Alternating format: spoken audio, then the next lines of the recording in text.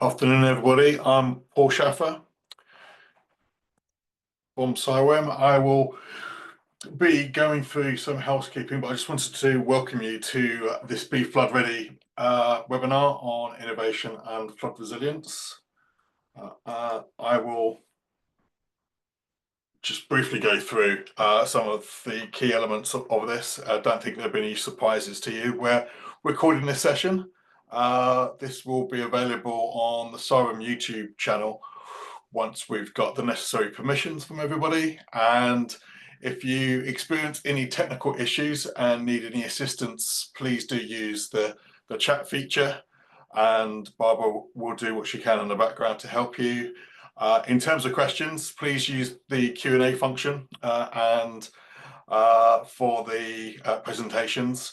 And please also use the Q&A facility to upvote any questions you would like us to prioritize when we get to the Q&A session at the end. So without any further ado, I'll pass you over to Richard from the VUM agency, who's our chair for this afternoon. Great. Thanks, Paul. Good afternoon, everyone. So I'm Richard Taylor. I'm a flood risk senior advisor at the Environment Agency, and I specialise in property flood resilience. I'm also a member of the project steering group for BeFloodReady, so this CIWEM community of practice for PFR.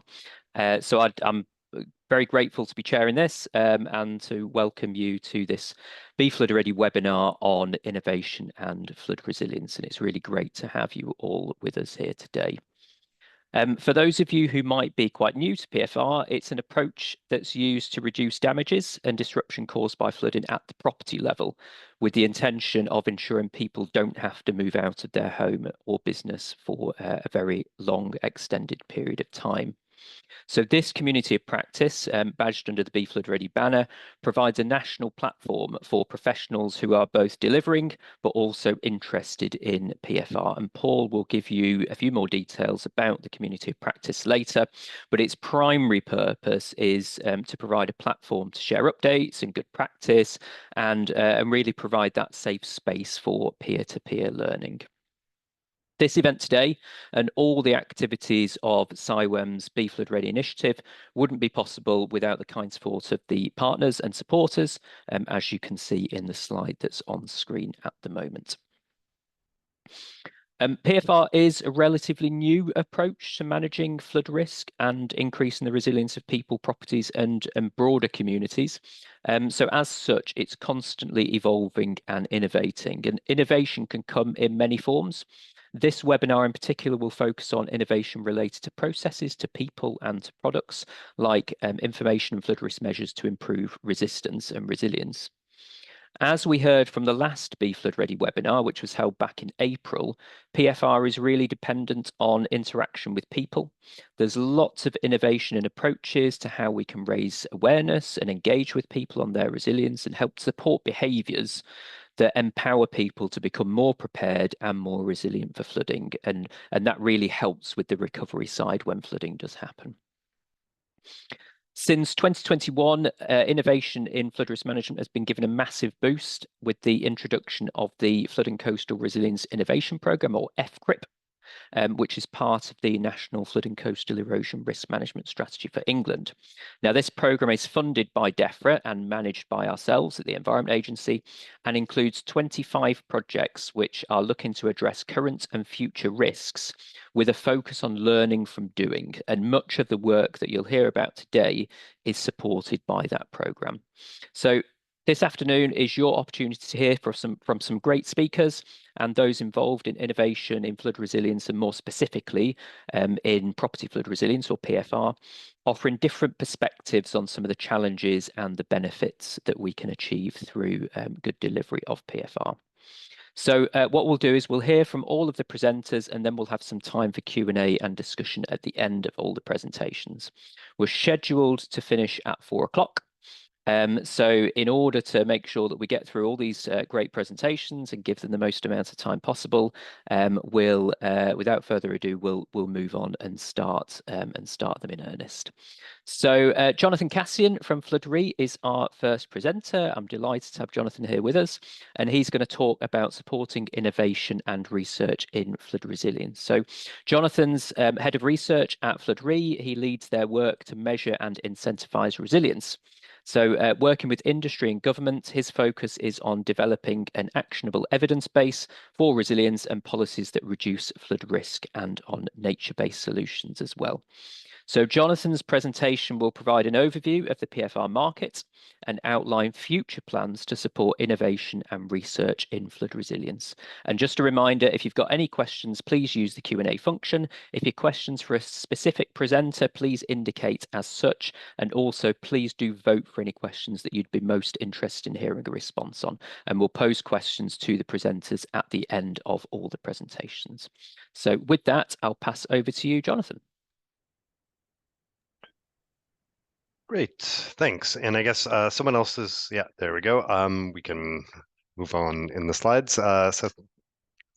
What I'm going to cover today is really about the PFR sector, the folks who are out there delivering it, and then a couple, what I see as sort of the dual challenge. I'm here to speak on innovation, but I think it's the challenge is actually broader than that. The Transition Plan 2023, which is what FloodReady proposes to do about these things, and where we are, some of the things that are underway and upcoming. So next slide. So in terms of the PFR sector, we did a report which came out about 1.5 years ago, and was the first time that there'd ever been kind of a survey of the folks who are out there delivering, making the products and putting them into people's homes. And we spoke with about 45 companies, 44 companies, and really what we found, so there's installers, there's manufacturers, and then there's sort of specialist divisions within larger companies. But in total, it came out to about 25 million maybe, which is tiny. So the big point about this, the big finding there is it's a really small sector. And the number of homes being done in a year is about 500, 600. And that was 1.5 years ago, so things have shifted a little bit since then. Most of that was publicly supported. Very, very few people undertake this on their own. So basically, this is not a commercially, it's not a widespread commercial sector. If you think about the home building sector, it's hundreds of billions. This is 20 to 30 million. It's minuscule. So one of the key, well, I'll come to one of the key challenges. Next slide. So yeah, the market dynamics are that about 10 years ago, we really saw this being a door-to-door industry where you had the people, kind of cowboys as they're called, just delivering willy-nilly. And since then, there's been a lot of development, the code of practice, kite marking, certification, etc., to really move forward the quality assurance in the sector. And so the companies that do it are really focused on quality. At that time, there hadn't been really any major events. Last winter was interesting. We'll talk a bit about that. But this is an industry that also was sort of driven by those events. It would go through these booms and busts, up and down, depending on how much work there was, because if there wasn't flooding, there wasn't necessarily work. So that's been one of the challenges to overcome that. But we have seen sort of demand coming through in other areas, which I'll talk a little bit about. Next slide. So I'm here to talk about innovation, but as I said, I think there's actually a dual challenge, and that's about the size of the market, scaling. So what that study found is that there really are companies that, like, the products are there, that there is a door that can be designed for different applications. There's a huge amount of bespoke work. What is really required is scaling that, is taking those things and making them available to a wider range of homes at comparable timeframes, comparable costs to the rest. It's getting there, but ultimately some of the innovation is around consumer relationships, business models, etc. And ensuring diverse markets so that companies can survive through those boom and bust phases, and also from the public side, doing the things that are needed to create that. Either scaling up BBB, scaling up the EA schemes, and having consumers be aware of those things. Next slide. Getting rid of all the words on the slide. I apologize. I have some wordy slides. But basically, oh no, back. Hiding the words, so like the main point here is that there needs to be a big enough market to innovate into, and that innovation is required to build that market. So there need to be the appropriate kinds of products, and there's lots of different home types in the UK. So gradually moving towards that kind of full coverage is needed, but ultimately the demand has to be there to drive the innovation. So it needs to be this virtuous circle. It's not just about the innovation independently on its own. Now, next slide. But where those dual barriers in the past, so you can actually become the virtuous circle. We sometimes talk about chicken and egg issues. Well, if a lot of these things move forward together, you start to create these reinforcing cycles. So, standardization of products, but a more flexible standard than the current one that's in place. A little bit right now, it costs. It's fairly costly and time consuming to have products tested because a kite mark and kite marked, because a kite mark only applies to one product. So let's say a door opens to the left. It needs to go through a separate testing for one that goes through the right. So it's quite an onerous process for a lot of this stuff. So moving towards something that's more flexible is probably the long-term view, but at the same time, for now, having those standards, having that demonstration of quality is really important. But the schemes are gradually working to scale up demand. Nope, back. Could go back. Sorry.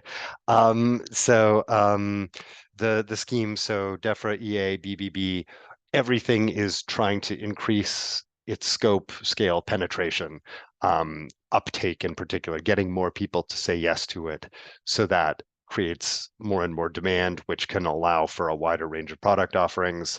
And I'll come back when I talk about BBB to why this matters in terms of the products being comparable to those in the mass market.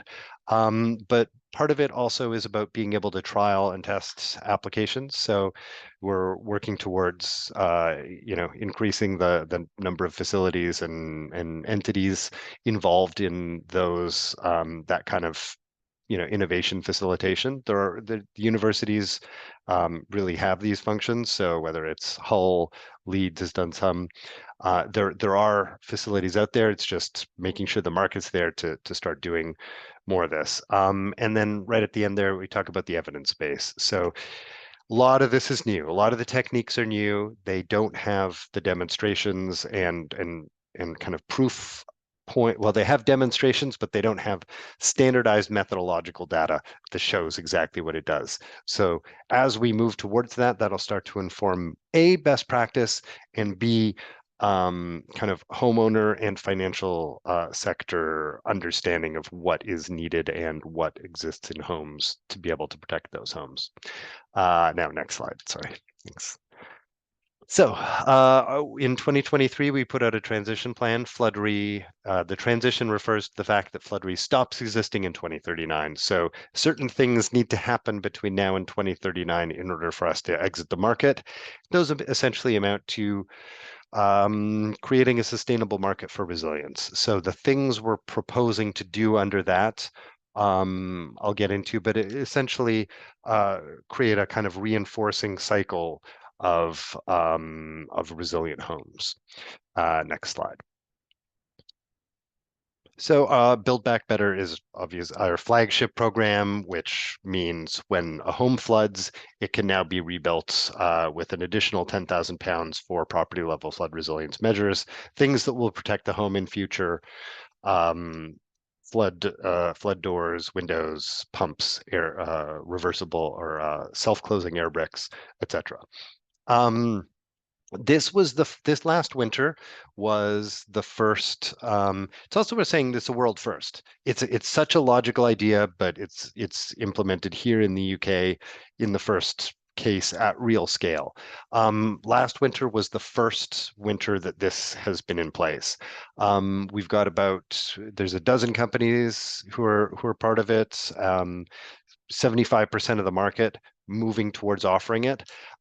This was the first year, so it's not fully implemented across all properties, across all those insurers, but we're moving there.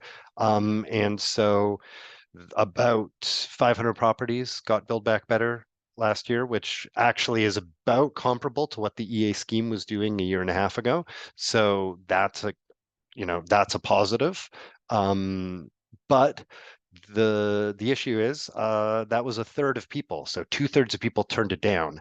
And the reasons they're turning it down sometimes are the products take a little bit longer to get. And so they expect to be out of their homes a little bit longer. So that's where having kind of comparable supply times matters.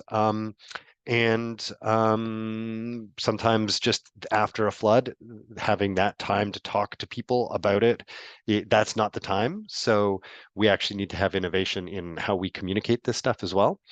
But then some of it is just people turning it down, and so again, that's about how do we communicate, how do we make them aware, but also how do you create the incentives. So next slide. And part of that is about scoring this stuff. So showing the evidence about what works if you have a flood door and a pump and air bricks, self-closing air bricks. What does that do in terms of improving your flood resilience so that homeowners know? So that's the scoring part. And then there's the flood performance certificate part. Try use the abbreviation there, but basically model on the energy performance certificate. Martin's going to talk about this a little bit later, but not specifically, not exactly like the energy performance certificate. We see it more as a platform for innovation. Different companies may find ways of implementing this in different ways, but basically it's a way of telling the homeowner, this is what you have in your home. This is what you can do to your home. It's also a way of telling the insurer and the mortgage lender, this home has protection measures, or can be protected. So it gives people, it's kind of a consumer or public facing evidence base, and we're building out the methodology and the delivery device for that simultaneously. So it's a lot of things at once. Next slide.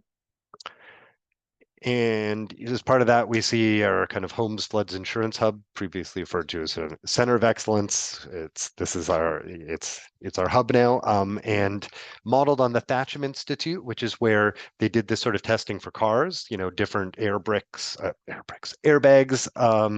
seatbelts, model designs mean different kinds of safety features or imply different levels of safety. So that Thatcham is basically, for the automotive industry, we propose to do this for the home. HR Wallingford does it for large scale water applications, but we're trying to work on something that will actually do testing of the home measures, build out that evidence base, and be able to both demonstrate and measure what the effectiveness is, as well as doing research into things like behavioral. So next slide. And when it comes to innovation in communication, last year we did a garden at the Chelsea Flower Show, which turned out to be by far the biggest thing that we've done. It reached, the penetration metric was in the billions, and hits. So it really cut through, and people really, for a week, this was something that really got flood risk in the zeitgeist and top of people's minds. And so that was a way of, finding a way of innovating the messages. And we need to think about this behavioral aspect of connecting it to people's everyday activities and how they can start to become aware of flood risk and start to take action in their own homes. Next slide. So this is a map of those commitments and how those things sort of interact. So, we hope that they will start to create a self-reinforcing cycle. You'll see flood performance certificates is fairly central there. Next slide. And that's how these things, we hope, will help both scale and spark innovation. And I know this is really messy, but actually, next slide. If you've ever seen a movie shoot, there's a lot of things going on. There's a lot of things happening simultaneously behind the scenes. It's a creative, innovative endeavor. Everything is always shifting, but it takes a huge amount of work elsewhere to actually produce what you see on the screen. And so in a way, there's a bit of a, like, obviously I'm using this as a metaphor for, we are doing a huge amount of simultaneous pieces of work in the background that will hopefully feed into something that consumers can see, can use, and will incentivize that market. Next slide. So things that are happening now. So the EA has scaled up its framework. BBB is, is underway, and properties are starting to uptake, so that the market is growing. It's on the government agenda. There's been a flood resilience task force, an insurance roundtable, and UKRI, so funding of research, had climate adaptation proposals earlier this year for the first time. So it's now being funded specifically, separate from mitigation. Our FPC roadmap was released in June, so that's kind of created that out. Next slide. And we're working with Hull. I think probably I could have talked a bit more about this, but it's underway, expected to start by early 2025, trying to do some of that, outfit an aquarium tank to be able to test these things. Our FloodReady hub, as I talked about, hoping to have those projects delivering in 2025, similar to a government timeframe for how some of these things are expected to roll out. The work is underway on PFR and on FPCs, and we have government having, one of DEFRA's priorities is PFR, as well as BBB and insurance. So it's a stated priority by government. The direction and guidance are still being awaited, and we hope, soon. But we really, there's a lot of wind in these sails. So we're pushing on a lot of different fronts to try to build that market so that the innovation actually has a receptor. And that's it. Thank you for your time. I'm just under, well, just on, hopefully. And yeah, I guess we turn it back to Richard. Thanks. Perfect timing. Thank you, Jonathan. Great summary there of the PFR landscape and some of the terrific work that FloodReady are doing in that space. So hopefully that gives you the sense that there's lots and lots of moving parts and lots of things that are happening at the moment.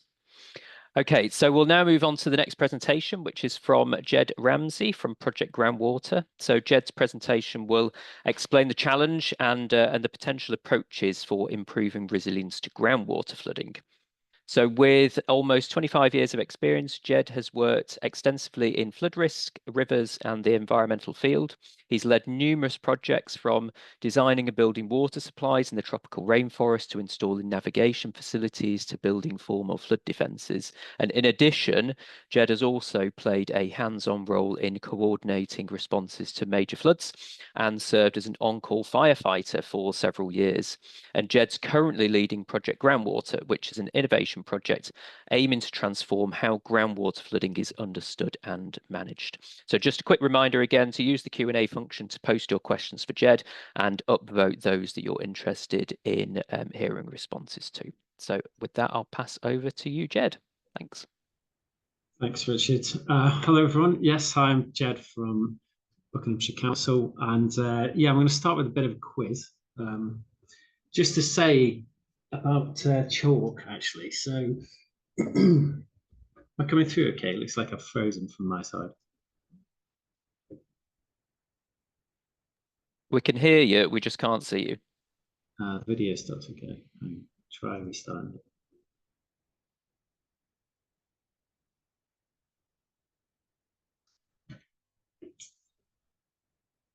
it. I'm back. Am I back?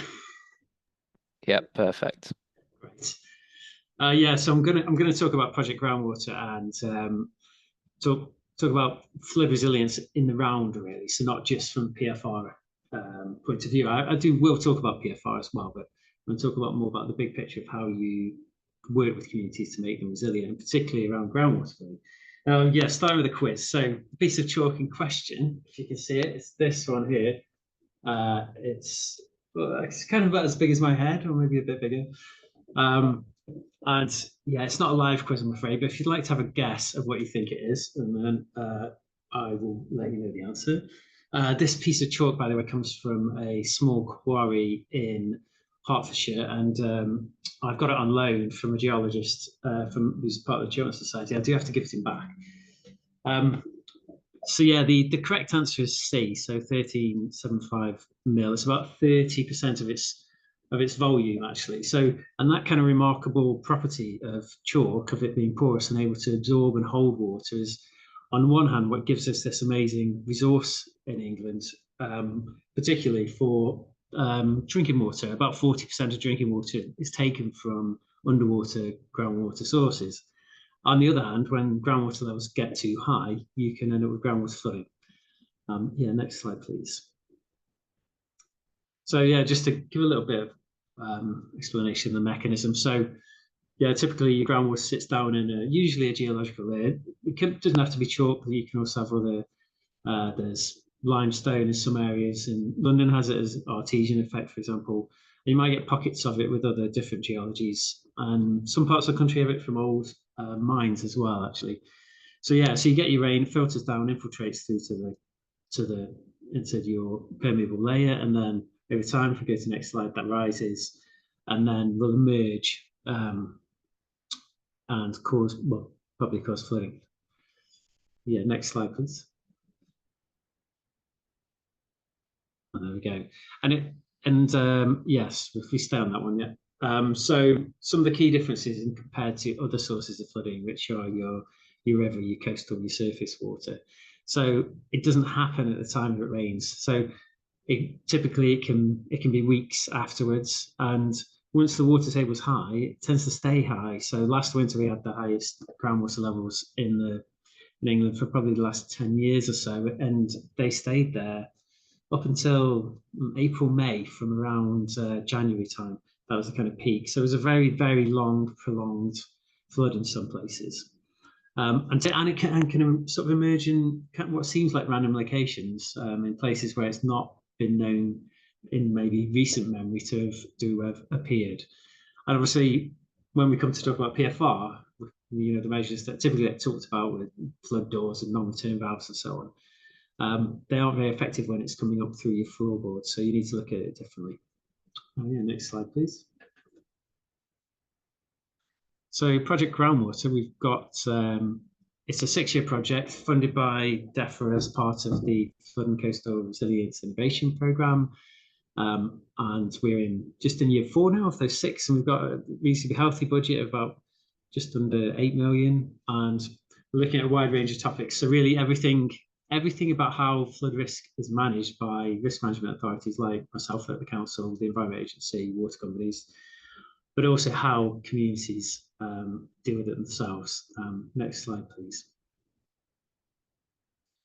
Yeah, so this is our vision for what we would hope to achieve, that will forever transform our communities, prepare and respond to groundwater flooding. Now, fairly ambitious, but we're also kind of starting from a reasonably low bar, because groundwater flooding is the least invested in, it's the least well understood, it's kind of poorly managed and poorly responded to as well. So, and there's been very little done over the years about it. Every area you look at it, the data's not there, the research isn't there, or the policy process is poor. So in every area, there's a lot to do. So it gives us a real load of things to do, but also it does mean I think we can make a real difference with this project. Next slide, please. So this, just to give you a bit more context for it, this is the areas working across, so 6 local authorities. We're the lead at Buckinghamshire, and then we've picked 9 pilot communities. Tried to pick a range. So most of those are on chalk, 3 are on permeable superficial deposits, so essentially river gravels in the floodplain. So we've got the Thames floodplain in Oxford, for example. And so we've got a variety of geologies, and then we've picked a variety of size of communities. So some are small, like Lambourne down in West Berkshire, up to more urban areas like Luton, and also with different levels of pre-existing engagement with flooding. So some have got flood groups, some haven't. The awareness of flooding is low. The awareness of groundwater flooding in Luton is virtually non-existent, for example. So to give us that different context when you try new things and then you work with people, how well does it go? And obviously as you might imagine, the engagement has proved to be one of the most challenging parts of the project compared to the technical things. Yeah, next slide, please. And yeah, just to say, it's a big project. So as well as being well funded, we've got, I think, 37 partners now. We've tried to bring in all the leading people in who have knowledge of groundwater flooding.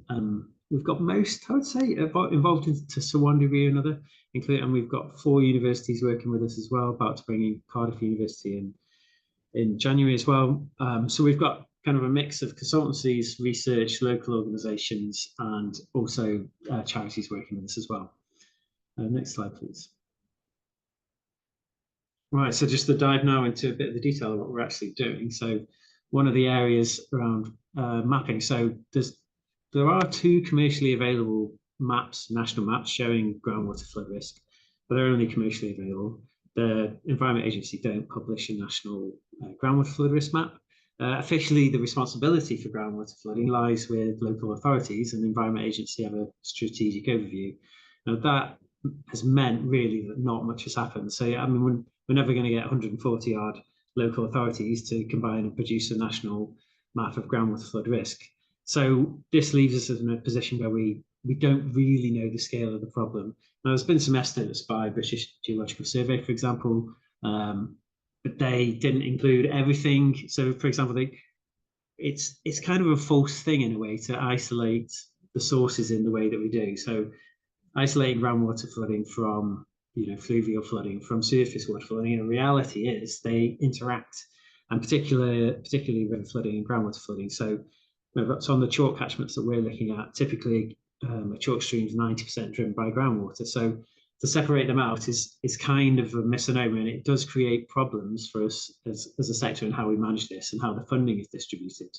So in terms of mapping, what we've tried to do is we've developed, working with Jacobs on this one, they've developed a better modelling technique than has previously been available, and we're going to produce maps for the 6 counties that we cover and then publish those, and then really want to change in the longer term to work with the Environment Agency and DEFRA to get policy change so that this can be done nationally and incorporated into the national flood risk mapping. I mean, it makes a lot of sense, but it does get back to legislation, policy, and funding ultimately. Next slide, please. Flood warning. So yeah, when we talk about resilience, one of the biggest things you can do to increase the community's resilience, 1 is to raise awareness of the maps, 2 is foreknowledge. So knowing a flood is coming has a huge impact. And in fact, I think we really undervalue flood warning in the UK, and we don't really recognise the value that it brings to the community to know that a flood is coming. The evidence shows that it has a massive impact on reducing, for example, the mental health impacts of flooding if you are signed up for flood warnings and if you receive those flood warnings. Groundwater flood warnings, there's some coverage by the Environment Agency in some places, but they tend to be fairly broad scale and not particularly accurate, and they're kind of done really on goodwill by the officers involved, I would say.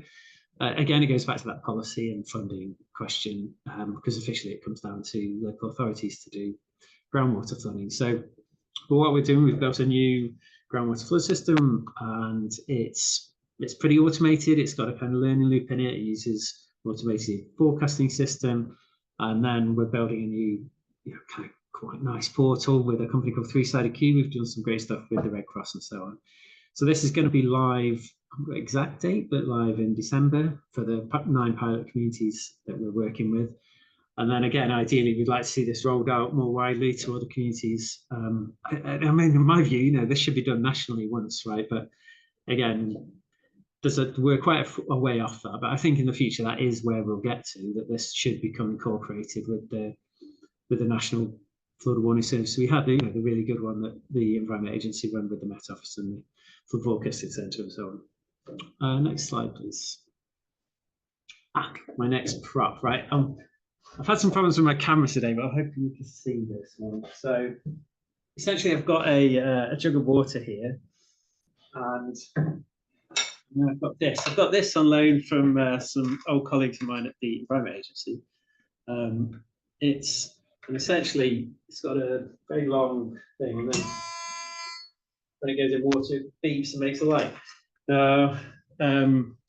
This is called a dipper, and they're still using these today to essentially measure groundwater levels. So you'd go to a borehole, and there's a surprising number of them actually, and for many of them, they're dipped maybe once a month with something like that, literally hand recorded. In England, we actually have the oldest. It's not the oldest boreholes because I think they maybe go back to Roman times, but we've got the one with the longest continuous monitoring record, which goes back to 1836. So I thought I should probably go and find this if we can see the next slide. It's down in Chelgrove House in Sussex. Pretty remarkable thing for what it is, considering its history. And these boreholes are typically put in to monitor low groundwater levels. So going back to the use of groundwater for drinking water as a source of drinking water and everything else. So how we manage abstraction. Now, they're not really designed for groundwater flooding, but of course, quite a lot of them we found are in a pretty good place for groundwater flooding. And if we can update what we do there, we can, again, do a better job of how we monitor, and then you can better warn and you can better understand. But also, I think we can probably do a bit better. If we go to the next slide. And so this is a kind of side project we've got. This is a military drone that's been developed for the British Army. And it has, amongst all the things on there, well, the bit that caught my interest was it has a ground penetrating radar, which kind of shows you where the water table is. Now, if we can get this to work, which is a big question, it could potentially allow you to, rather than relying on a kind of, point here from a borehole here and a point here, and then you're extrapolating your water table in between, you could actually get a full picture across a large area with this. But I mean, it's still got quite a few challenges, but we are working to develop that one over the next couple of years. Next slide, please. And that goes again back to the data and understanding and awareness. The better we understand source of flooding, the better we can be, the more resilient we are to it. So the planning system is another one. I mean, we're talking about building back better, which I think is a great scheme, and you can see a lot of what FloodReady are doing is really, really positive in terms of the industry. But I think a lot of people would say, well, if anyone deals with the public, you quite often hear this from them, you shouldn't let them build in the floodplain in the first place. Well, I don't think that's necessarily true so much these days. I don't think there is as much building in the floodplain as historically there has been. But when it comes to groundwater, that lack of data, the lack of maps, the lack of information, the lack of modeling means that actually we don't really know where the groundwater flood risk problem is. So that is there, but that is also compounded with the guidance around planning is particularly poor for groundwater when you compare it to other sources of flood. So there's no statutory consultee. The National Planning Policy Framework, which we just responded to the consultation, is pretty woolly, could really be strengthened up around this. So we're going to be developing a set of guidance based on what you can do with the kind of policy and law as it is, what local authorities the best they can do, but then also really make a bit of noise and campaign to get this changed in the longer term. So again, I think it's just something we can do better. It seems like an open door, but you do need the fundamentals of data in place for that to work. Next slide, please. Finally, we get to the PFR. So this is, as I said earlier, I mean, this is a project I put in before I worked on Project Groundwater, actually down in Chesham. So you're fairly standard PFR. You've got flood barriers on the school on the right, and then another kind of flood barrier on that door on the left. Now these work really, really well, and the industry's come a long way. The products are really robust, and there's some fantastic stuff out there, and there's still a lot of innovation going on in that sector. Now, if you talk about groundwater and PFR, you're essentially limited to putting in a pump in and maybe waterproofing the internal part of your property. Now, it can be horrendously expensive, or you're looking at resilience measures, so making yourself recover better rather than the kind of resistance keeping the water out. So, and it's a bit limited, and our kind of discussion with people across the industry is that, again, the knowledge and expertise around groundwater flooding is pretty thin, and the guidance is thin. And things like, for example, if you want to put in a pump, how do you size it? How do you how do you calculate what size of pump's needed for the, and how do you measure when to turn it on and everything. This kind of knowledge is not really there. There are people who have it, and there's been some really good examples we've seen. But again, we're going to try and work with people to build some guidance, better guidance, but also try and research some better measures and fund a bit of research in that area. So I hope we can do something to improve the offering really to people in terms of groundwater flooding and how PFR can be used and applied. Next slide, please. Natural flood management. Looks like we might have lost the picture there. I did have a picture there of some leaky barriers, which I'm sure most people are familiar with. But when you come to using natural flood management to help with groundwater flooding, there's very little research.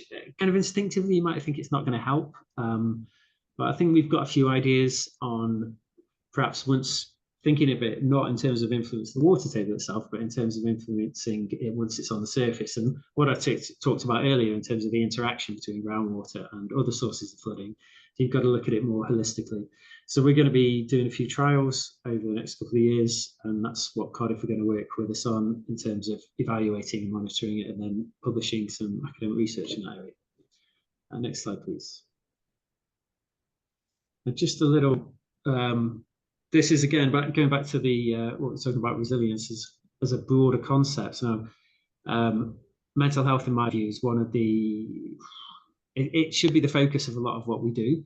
So some statistics here for you. If you are flooded in the 2 years that follow that flood event, internally property flooded in your house, then you have a 25% chance of developing PTSD. You're 5 times more likely to develop anxiety and 7 times more likely to suffer from depression. Now, this is just quite astonishing to me, and the cost to society as a whole of these kind of mental health impacts. The research shows it far outweighs the actual cost of damage to the property. Now, the problem is this kind of stuff is not easily quantified. The data's not there. And at the moment, you can't get funding to do things, flood risk schemes that help reduce mental health impacts.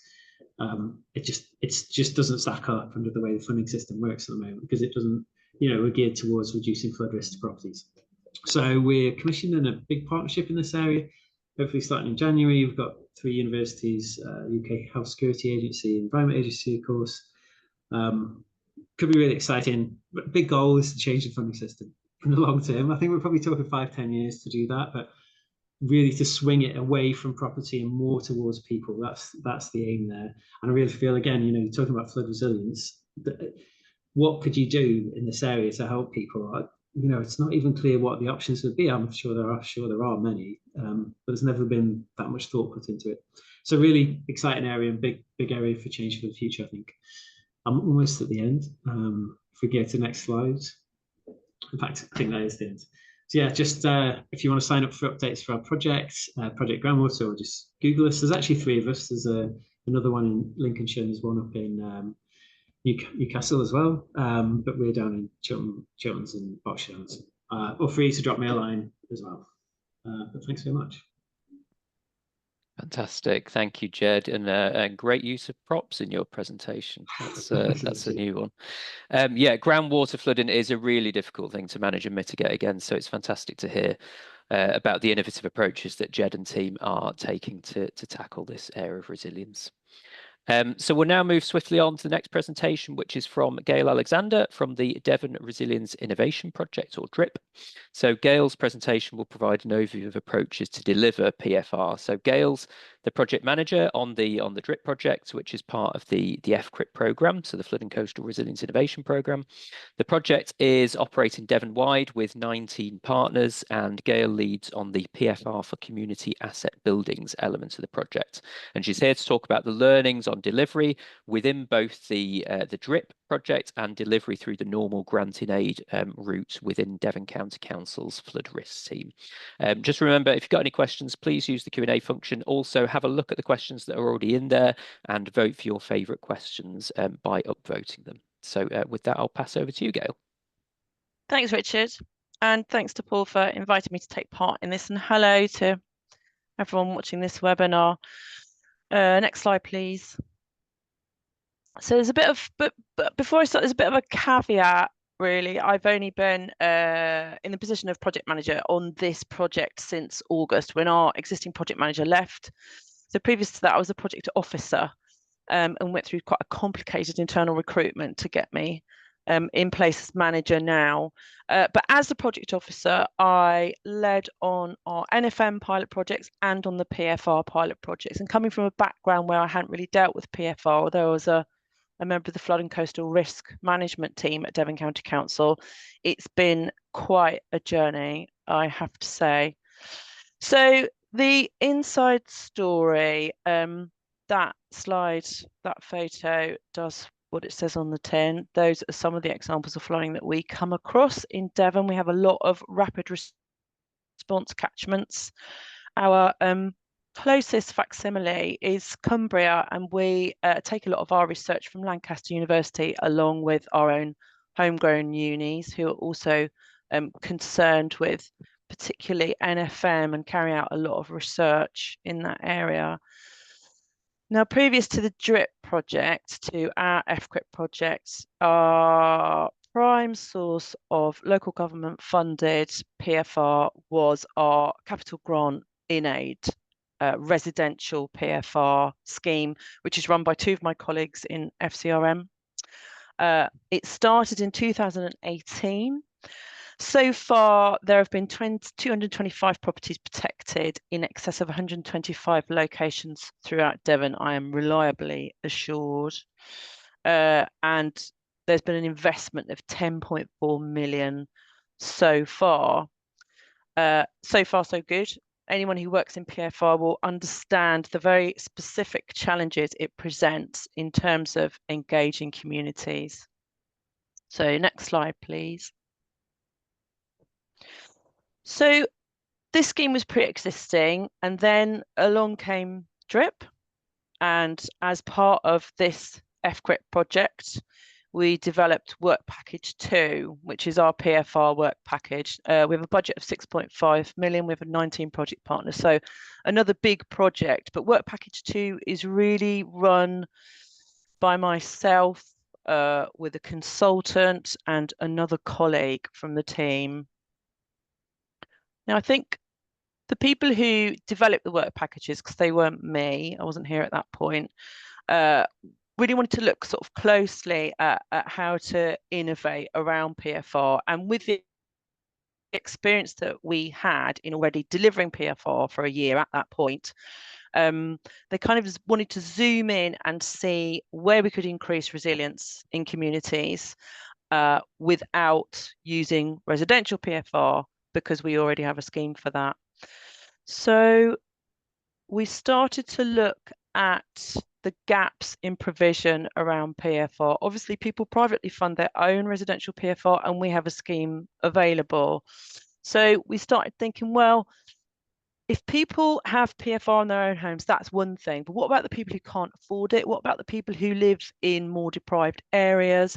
What happens to them in a big flood event? What happens to them when they can't really live in their own homes? And so we began to look outward and think, well, what normally happens in a big flood event? People all go and gather somewhere. If there's an emergency plan, there will be places of shelter which are named in that plan.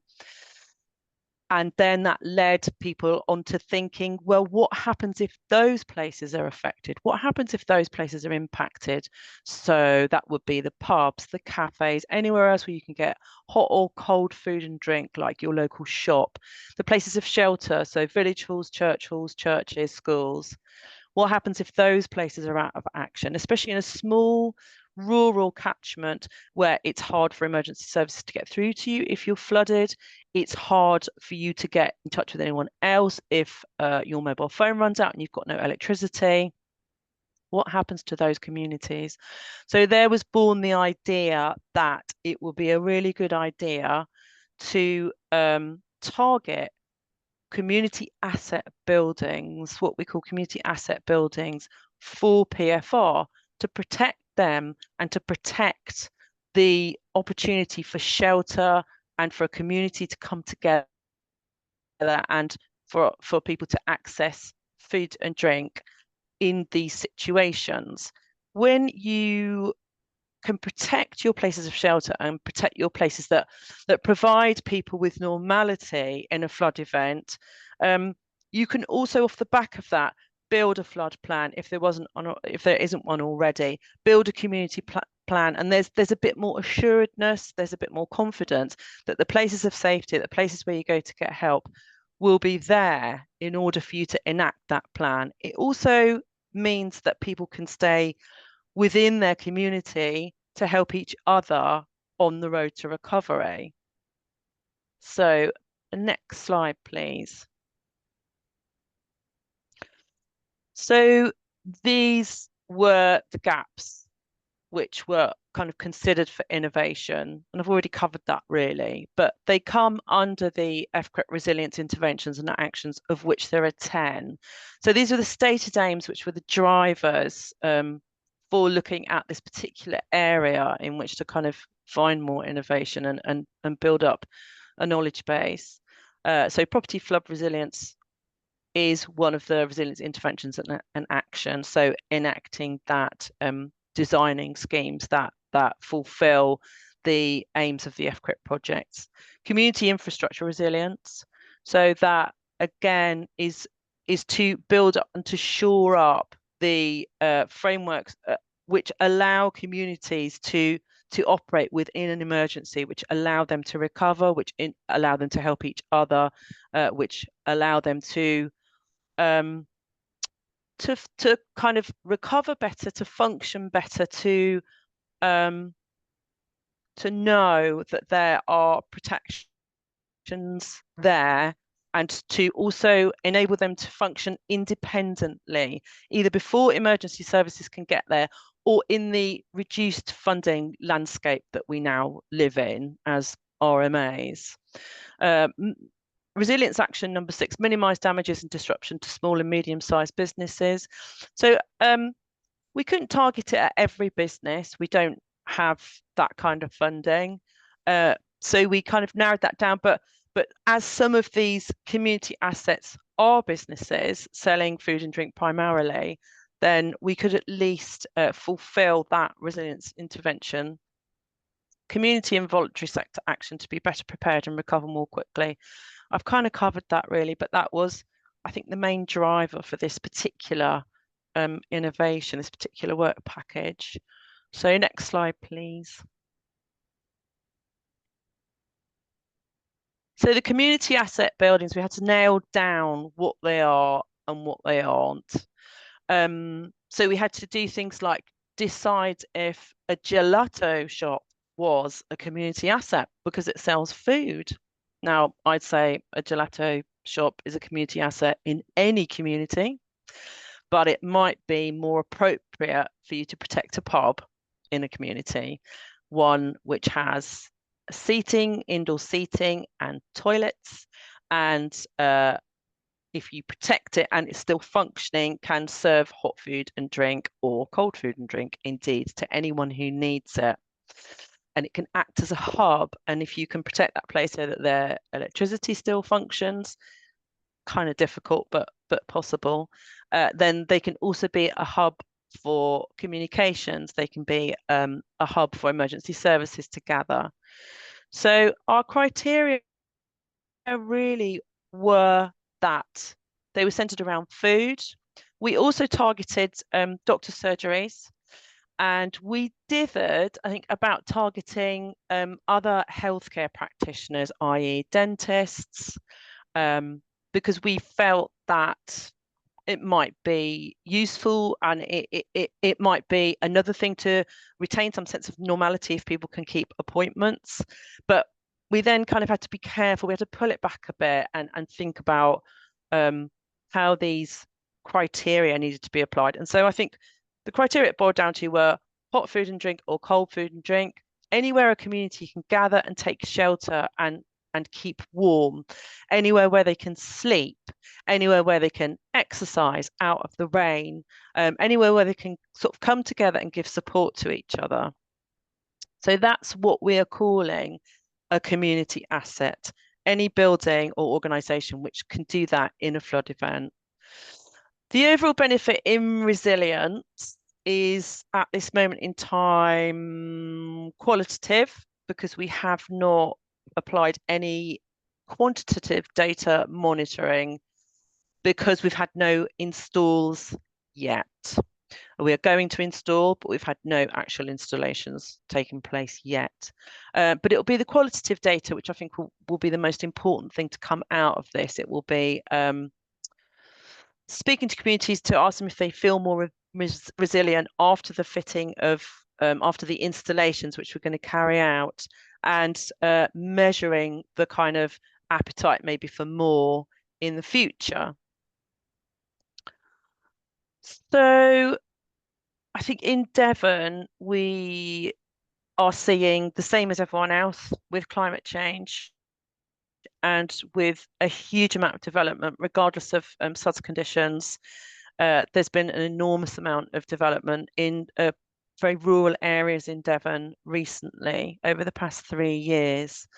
And last year, we had a particularly sort of memorable year. Last September, we had 400 homes internally flooded.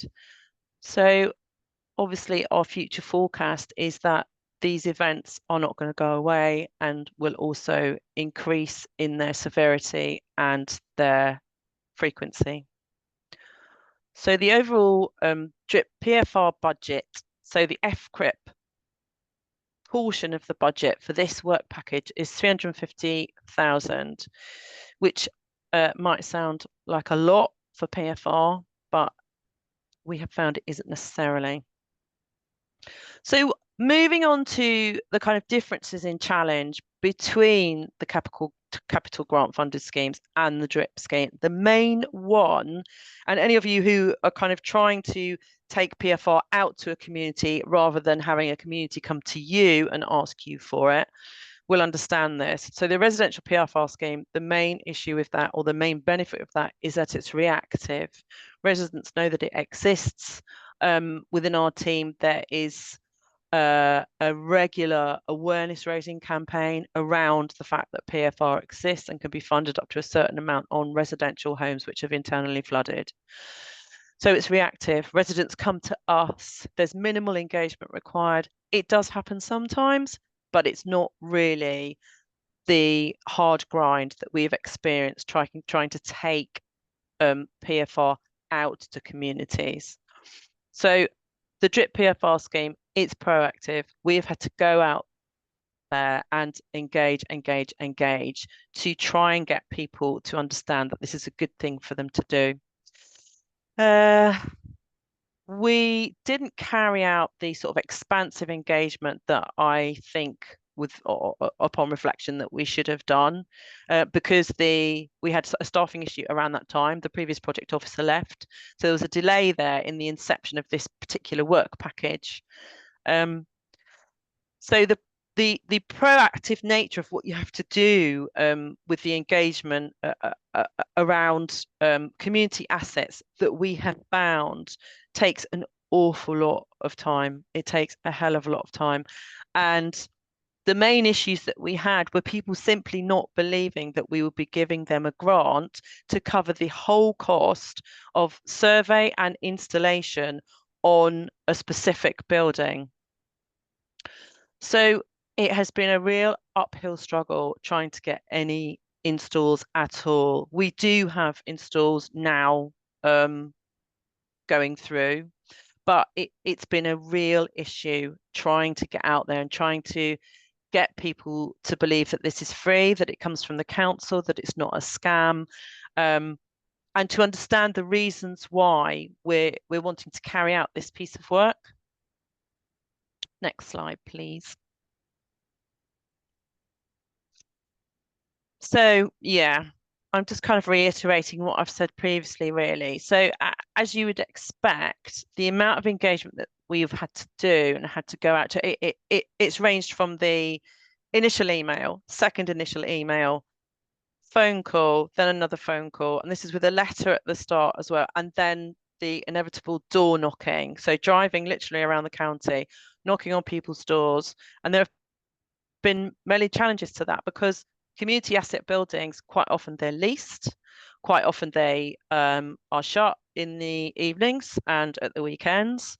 Quite often you can look on parish council websites to find out the ownership of a hall or another similar building, and the details are out of date or you can't find any details. So even just trying to sort of nail people down to contact about the fact that they can get grant funded free PFR installs is hard.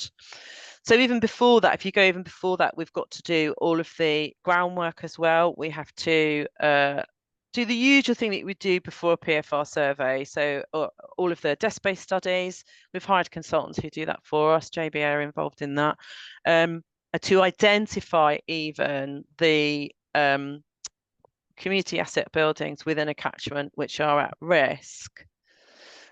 So the issues we've had are the the new EA framework. So really we weren't ready enough last December to start to procure installations, and we missed the deadline for procuring our second set of surveys. So that then went through council, finance, legals, procurement, as you would expect, for 3 months, which put us back a lot. Now, any independent procurement would have put us back a lot more, but to get the new framework signed up, it was a really critical period for us, and that was a big challenge that we faced. So there are kind of issues. Oh, you're right, Richard. Am I banging on? Probably another couple of minutes, Gail, if that's right. Oh, wow. Okay, sorry. So I think those are the issues. Probably next slide is going to be a good idea now. Thank you. So these are our main lessons. These are the main sort of take-ups from going through this whole process. The uptake has been very slow. So this proactive community asset PFR, the uptake has been really, really slow. There have been people who've been frightened about the resale value of their businesses. They've been unsure of what the decision-making process is because they're tenants, or because there's a committee that manages the buildings. There has been a degree of climate change denial as well, as I find kind of on a regular basis with anything to do with flood. I also manage have managed the NFM work packages. The group decision-making around buildings where there are committees or management groups inevitably takes longer when you're not just dealing with one resident. There's a high proportion of listed buildings, particularly with the church halls, memorial halls. I've mentioned the framework, and FCRIP, because there's been no rollover policy, the delays that we have experienced have been kind of waiting, having to draw down risk, or waiting for the next financial year before we can deliver the next lot of interventions, and we've had considerable underspend because of that. So probably next slide now, please. Engagement, lessons learned, engagement, extensive engagement. We needed to put it out probably on our county council socials. We needed much earlier on. We needed to, there was a fear in us around having a lot of people rush towards us wanting a very finite amount of grant funding. I just don't think that would have happened on reflection. So next time it has to be a much wider scope for the engagement. I think the other thing is that there's no lot 4 with the new EA framework. So we've had to procure a managing agent, and that has, inherent its own sort of delays and troubles. And we needed a dedicated resource rather than pulling in people for match hours from our team, because it's a complex subject if you're not very knowledgeable about PFR, and it takes a lot of upskilling. So next slide, please. We have got 6 installs after 16 months of engagement. Now that sounds like a really tiny amount, but it feels huge to us. We've got 6 installs, and they're beginning very soon. We've got 20 surveys. People have accepted 20 surveys on properties, and of those, 6 have gone to installation. We're doing a new round of surveys.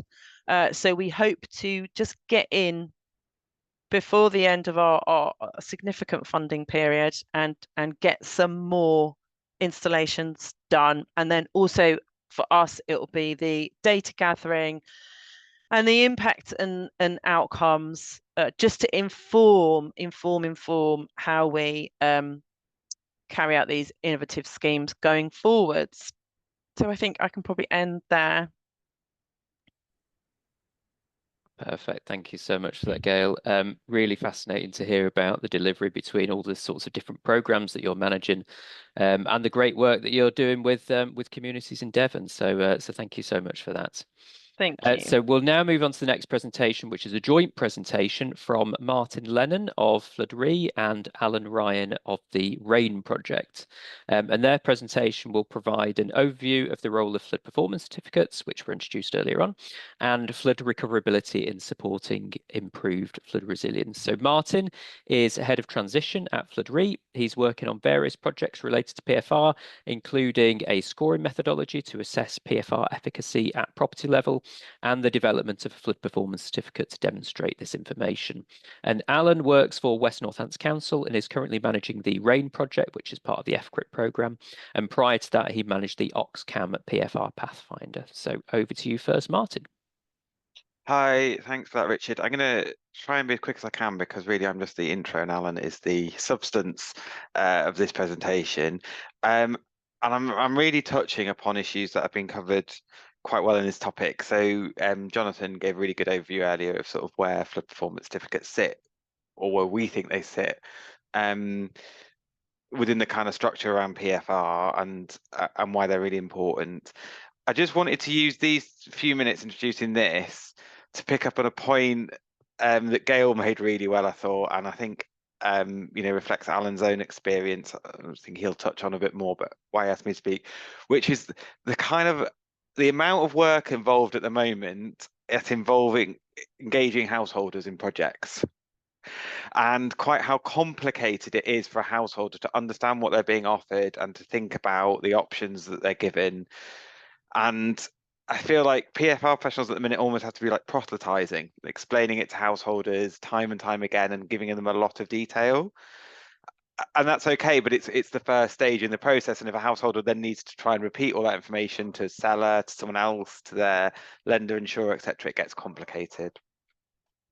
So we really just wanted to spend a couple of minutes just saying why we think FPCs are important for that kind of interface between householders and PFR. So, really recap the basics here. An FPC is directly equivalent to an EPC in that it wants to help householders understand what level of resilience their property has, how to improve their property's level of resilience so that they're better prepared, and explain it to other people so that it's part of a system. I think sometimes the energy performance certificates are a bit maligned and they've been, they aren't thought to have achieved everything they could have done. I'd say that there is very good evidence in the UK and around the world that the one thing which makes the biggest difference when we're looking for people, consumers, householders to make energy efficiency adaptations is clear labeling and a structure to understand that. So you understand where you're from, where you're going to, how you can compare two products. And there's some, quite a lot of meta-analysis out there now which show it can be done better or worse, but it's a requisite for changing household behavior.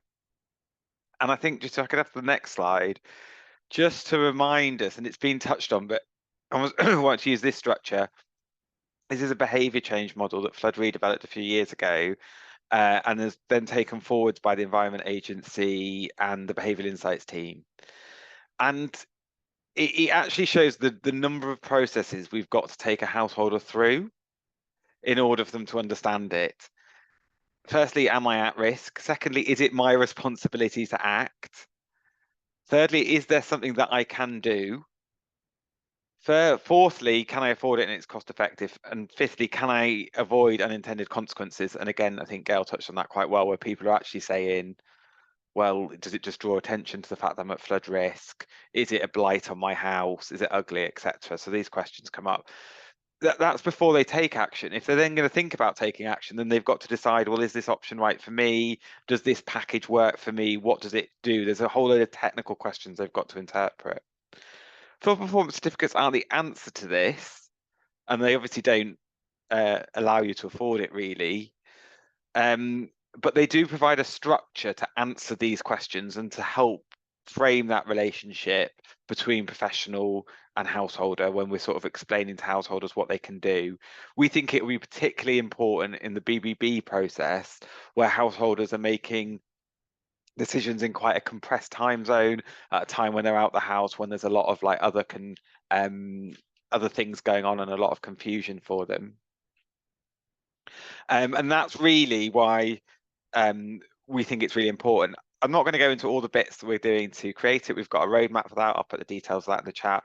But just really, we wanted to recap that if we can create this framework, we can use it in a number of different ways. And that is my last slide, Paul, and then I will shut up and let Alan get on with the meaty bit of his presentation. Which these are the jobs that we think a framework, a flood performance certificate framework enables. Oh look, Barbara's already put it in the chat. She's ahead of me. Firstly, it's about householders, right? You know, I think it's householders and everything else. But if we create that framework and we create that system, it can also be reflected back at householders in the other bits of the times when they might need it. So a framework, a PFR framework allows adaptations to be considered by insurers assessing risk. At the moment, insurance is done for householders, not for businesses, but for householders on scale. It's done on a mass basis. There needs to be a very simple way for insurers to take account of PFR. Same with lending. We think it will, an FPC framework will allow PFR to be mainstreamed in flood mitigations because it will give a clearer basis for business cases. It will be a simpler way of comparing PFR to NFM, SUD schemes, traditional defences, etc. And also part of the planning process. So we heard earlier the question of whether or not we should be building new homes, and actually, well, we sort of do need to build new homes in areas of the country which are at flood risk. So the question is not should we, but how we. And then if we have a framework that could sort of demonstrate how they were protected, that would make the how much easier. Right. I hope that's my sort of sales pitch. I'm going to let now Alan do the meaty part of this discussion, which I think really reinforces this point. So what Alan's really trying to pioneer here is some work about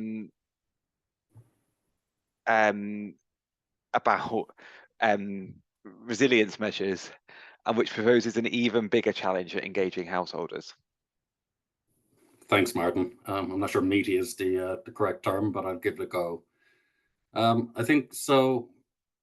What innovation actually is could probably be presentation itself, but I'm going to talk about how we need to think about what PFR actually is, what that actually includes, and how the different elements interact with each other. So Martin touched on it, saying that it's an umbrella term to any adaptations you can make in your property. And I think that's the idea of it being this wider issue. So in terms of flood risk management, we need to stop thinking about stopping water from entering properties and take a more holistic approach that combines preparedness at a property and a community level, resistance and recoverability to build properly, truly resilient communities. So the work we're doing with RAIN Project, as well as with BeFloodReady, our mission is to empower communities by helping them to understand, prepare for, and recover from flooding. Within the RAIN Project itself, we've got multiple work streams that try to address local surface water flood risk and issues from a number of different angles. So it's the combination of using NFM to reduce flood risk across the catchment level, working with communities to help them become more resilient to flooding through education, sharing our flood risk modeling with them, raising awareness, and then finally at the property level using PFR itself. However, what we've found is similar to the interactions and the interdependencies of the different elements within PFR, which I'm about to talk about, our work streams also have a number of overlaps and mutual benefits and dependencies on each other as well. So next slide, please, Richard or Paul. So I think my focus is trying to get away from this idea of stopping water from entering your property and PFR being a resistance thing only. So when people think about PFR, the first thing they usually think of is resistance measures, preventative measures designed to keep floodwaters out, such as flood doors, barriers, self-closing air breaks, etc. I think it's only natural to consider keeping the water out in the first place as being the most important thing you need to do, because in reality, if you do that, then you've actually succeeded in avoiding your property from flooding. So it's the right thing. However, the problem with that is in order to do so, you need to be properly prepared, and resistance alone won't work anyway then. So if you don't have a flood plan, if you're not signed up to flood alerts, and Jed talked about the importance of that already, then you mightn't actually have time to correctly deploy your PFR. Then there's the issue of, even when resistance measures are properly tested, they're properly installed, properly utilized, and also very, very importantly, properly maintained, then there's still the potential for water to get in, whether that's through allowed leakage rates, overtopping, or unexpected ingress routes. Then this is when recoverability also comes into parts of a successful strategy. The National Flood School over at HR Wallingford actually provide training to loss adjusters and people working in disaster care and recovery. And they talk a lot about how water will also get in through cavity walls, for example, come up through the ground, like Jed has the issues with groundwater, but also between the joints of the wall and the floor is another common entry point. So again, just stopping water at the door isn't a solution, and we must look beyond that basic resistance message. Next slide, please, Paul. So I think we need to stop thinking about PFR as a fit and forget type solution. The problem with resistance measures is that apart from barriers, and most measures are passive, it means then that no intervention is required in the event of a flood, and it's easy to be lulled into this false sense of thinking that it's over and done with and you're now protected. When people think about preparedness, it's usually in the context of education around flood risk, encouraging sign up to flood alerts, having household emergency plans, and understanding the actions to take before, during, and after a flood. While all this is true and all very important, I think preparedness also extends to PFR itself, and that can be sometimes a forgotten piece of the jigsaw. Like I said, PFR is not fit and forget, and it needs to be something that you embrace learning to live with in order for it to actually be as effective as possible. So ensuring your products are properly stored and maintained, understanding how to correctly deploy your products in the event of flooding as part of a flood plan, and also practicing in advance so that you know what to do if it's 2 o'clock in the morning and you've got your flood alert. It's not the first time you've ever tried to use these products. Next slide, please, Paul. So the good thing about preparedness is that actually it's mostly very cheap or costs nothing, and it's mostly around behavioral things that can be done in advance. So the examples on screen are just things that can be done as part of a well thought out flood plan, but can have a significant impact in the event of a flood and how much damage is actually caused. I'd like to thank Mary Longdonu for sharing these pictures and some of the other ones I've used in my presentation. And Mary's actually got lots of really good examples in our EMAG of recoverable measures and recoverability done really well. Next slide, please. So what is recoverability? So there's things that you can do or measures that allow properties to recover more quickly after a flood has occurred, that'll minimize long-term disruption or financial impact, or the need to even make a claim on insurance. Where we think about resistance is more about what's already been done and put in place, and preparedness then focusing on what you can do in the present. Recoverability sits more in the future and what you can still do to make your property more resilient to flooding going forwards. I think the key to recoverability is timing and knowing what to do and when.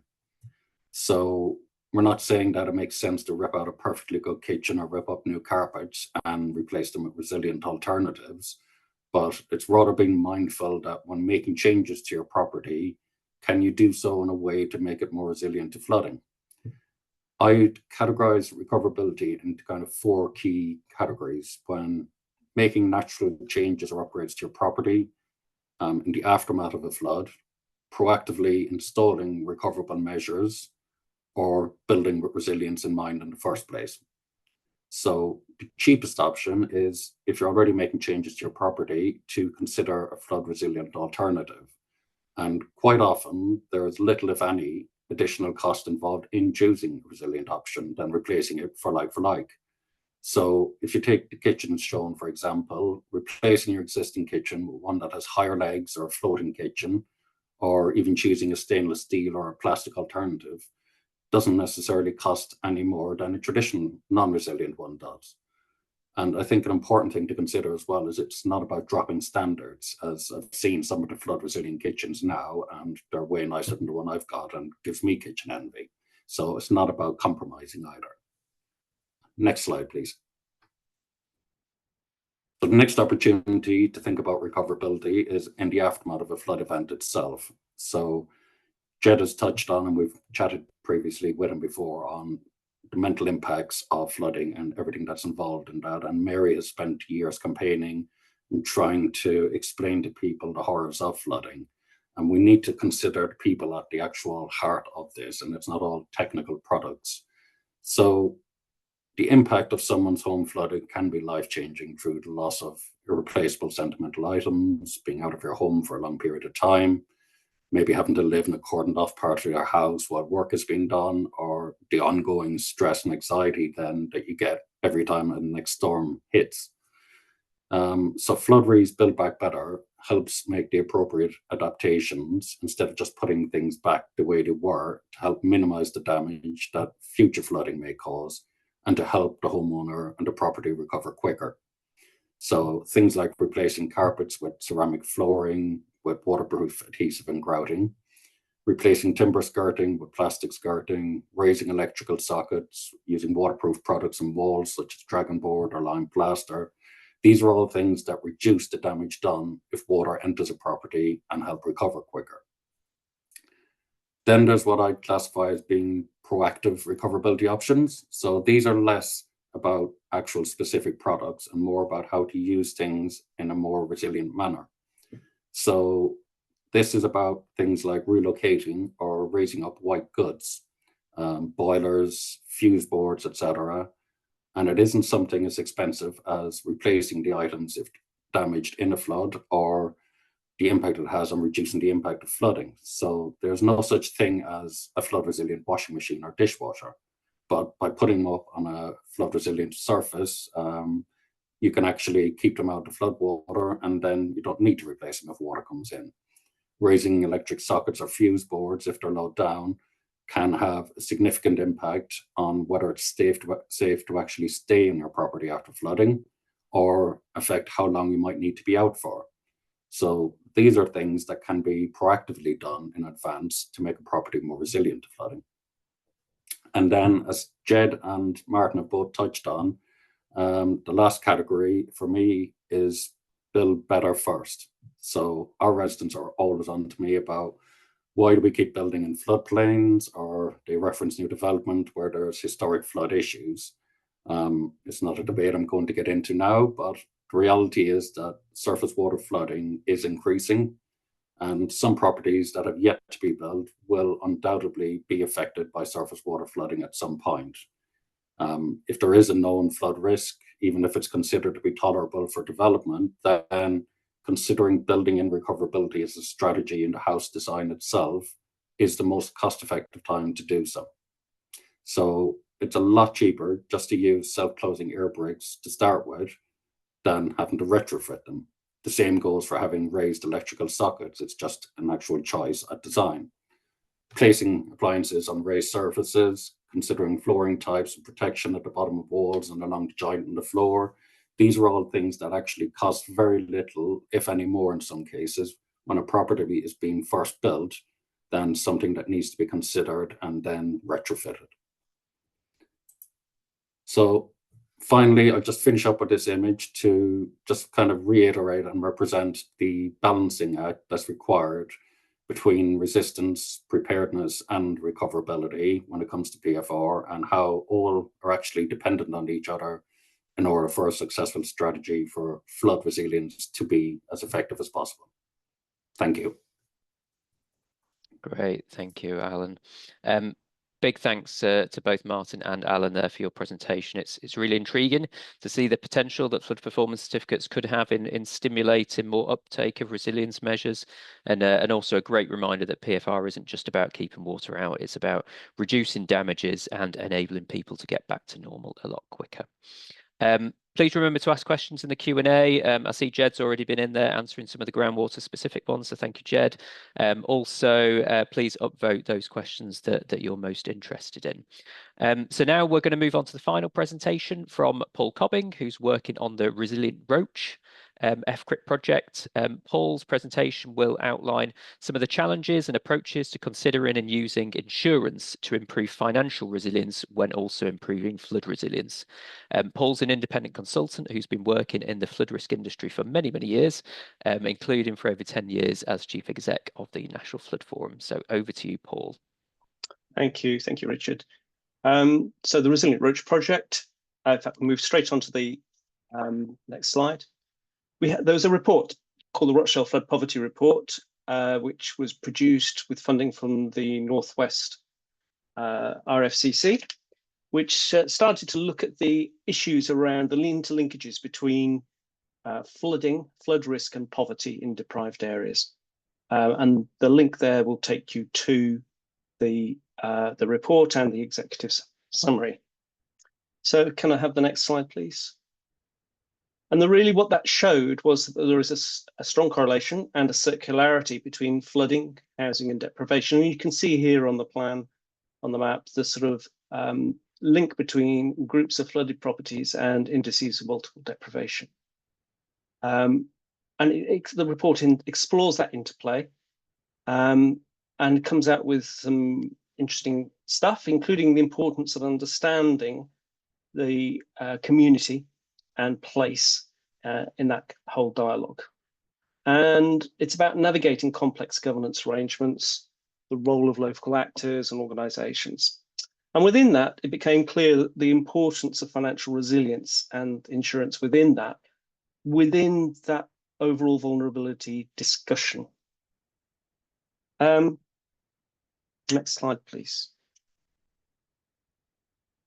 So there's some interesting work nationally which shows the link between low-income families and or low-income renters and the lack of uptake of contents insurance. And basically, that comes out to 37% issue overall. And that's showing a remarkable coincidence with some of the work that we've been undertaking. Next slide, please. So in this, we're currently doing some survey work and we're coming out with very similar numbers. 30% of people have insurance, contents insurance. 30% of people definitely don't have insurance, and 30% of people don't know. So for resilience, financial resilience is often represented by property insurance, buildings and contents insurance. And in reality, this is what most of us rely on to recover, to cope with big unforeseen events like flooding. But with only a third of people having been known to have this sort of insurance, that places communities like this at an additional disadvantage compared to most communities, in Rochdale at least, but we suspect wider. What we've done actually as part of the PFR surveys is to ask about insurance. And what's that resulted in is quite a detailed picture of insurance take up on a street by street basis, a house by house basis actually. And the PFR survey work is being undertaken as part of a combined energy efficiency, PFR and build quality retrofit approach to targeted some 300 properties. We've surveyed something like 270 We've got, I think it's about 70 homeowner agreements out for signing at the moment, but it's part of an ongoing process. And the final thing on this one is we've also had discussions with social housing providers and with social housing insurance policy insurance companies or brokers, and they're coming up with similar figures for what they believe to be the number of people who are insured. In the case of social housing, typically 15% take up the low-cost social insurance housing, and other people use things like their bank account insurance offered through their bank accounts. That's coming up with similar numbers. Next slide, please. So the practical and financial impact of this lack of insurance is if the tenant doesn't have contents insurance, they might lose their possessions, including items of sentimental value, and then there's the mental health impacts. If the landlord isn't insured and the tenant floods, the tenant may end up living in a damp house, or they may have the cost of moving, losing possessions, and may struggle to find anywhere to rent. And in addition to all the emotional health impacts, the tenants may have to continue paying rent, and landlords are under no obligation to take out insurance. And when I was working with the National Flood Forum, this was a regular occurrence. So people would end up paying 2 lots of rent effectively. And then if a homeowner is not insured and can't afford to reinstate their home, again, they'll live in a damp and damaged house, they'll lose possessions, suffer health and emotional impacts and so on. They might get donations from charitable bodies, but they have to afford the cost of stripping out the house and reinstating it. Clearly, if you're in a disadvantaged situation to start with, all of that becomes very difficult and can help drive poverty. Next slide, please. So here is the flooding and deprivation link. People with fewer resources move into areas with cheaper housing, renting or owning. Cheap housing is cheaper because it is in poor condition or it is at risk of flooding. Many landlords and homeowners do not or cannot afford to invest in their properties to make them habitable.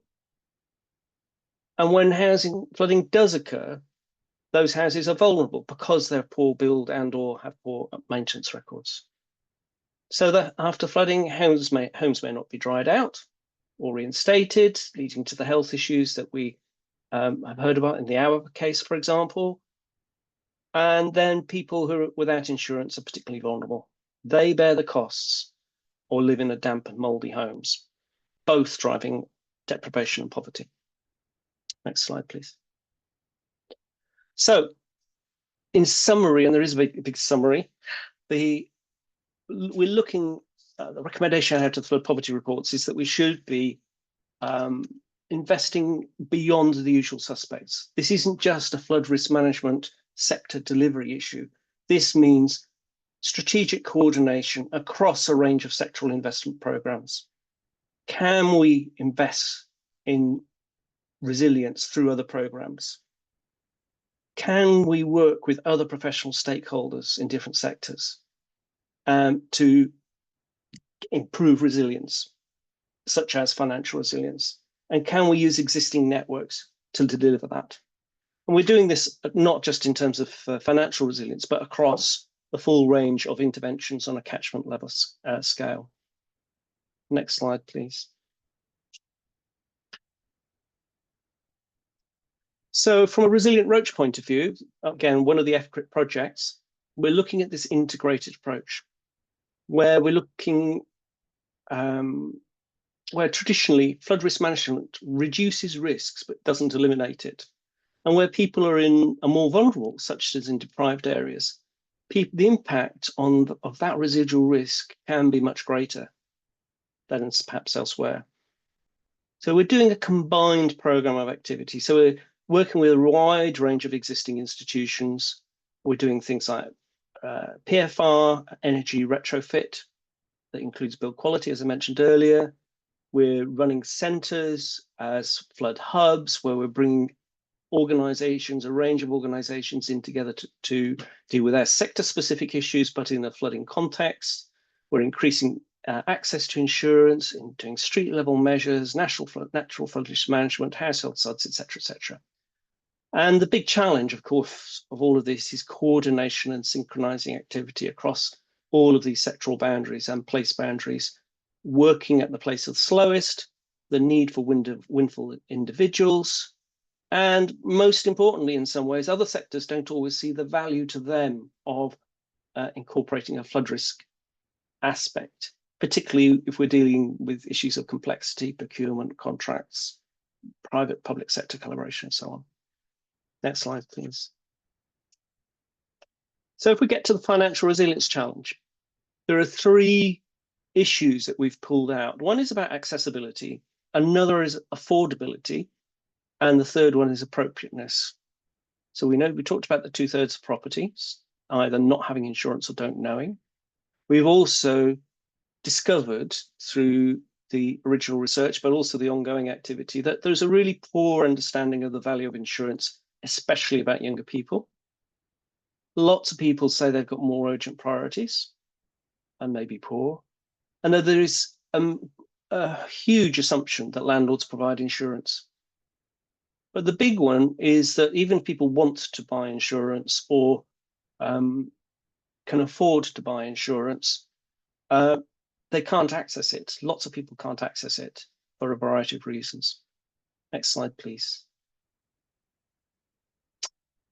So focusing on accessibility, there are lots of barriers. Typically, if you don't have digital skills for whatever reason, language skills or understanding the value, assumptions about landlords, poverty, technical language in documents, lack of access to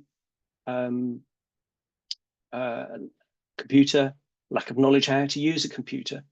All of these means that you've got to use an insurance broker. And what we found nationally, what was known nationally, is that there's been a massive loss of insurance brokers across the high street as insurance brokers focus on digital trade, the digital market, and as they're bought out, there's been a huge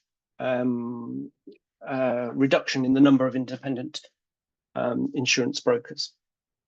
And as we don't know for certain, but when we've been talking to Beaver about it, we think that, or it would make sense for insurance brokers to focus their high street presence on those areas where they're going to make the greatest profit, which probably isn't in deprived communities. So if you're walking along the high street in the past, you would have been regularly reminded about insurance because you were passing insurance brokers' shops. And nowadays, that is definitely not the case. So in the 2 communities that we're looking at, there is now only one general purpose, general policies insurance broker in each one of those communities. Whereas previously, certainly, there was much more than that. And even since the beginning of COVID, you can use OpenStreet, you can use Street View on Google to see that's been a massive decline in the number of insurance brokers. So we've been piloting new approaches to break down the barriers. Next slide, please. So the little diagram on the left shows the traditional relationship between the insurance industry and people, which is direct. Insurance broker, comparison website, online access, or you go to somewhere like Beaver or BeFloodReady's directory, and you deal directly with the insurance industry in whatever form that is. But if you can't do that, what else can you do? So under the Resilient Roach model, we've come up with this notion of facilitation to enable that contact to be made, either because people don't have the skills and it's helping people to access the market digitally, or because it's directing them through to the right places where people can get advice. Next slide, please. And we have this little model here, which is basically saying the Resilient Roach project is acting as that facilitator. And what we're doing is we're training people on the ground, voluntary organizations, Rochdale Borough Council staff, flood champions, and so on, with enough information and skills to be able to direct people to the place where they can get appropriate advice, to help them fill in the forms, to help them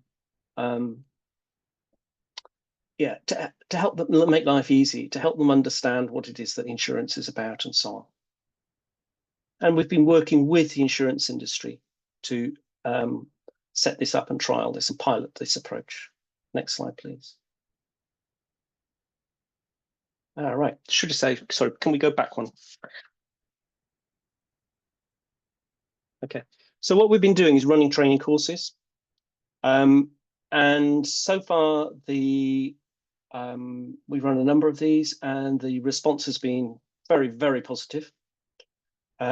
We haven't got the data yet on the impact of that. Has it made any significant difference?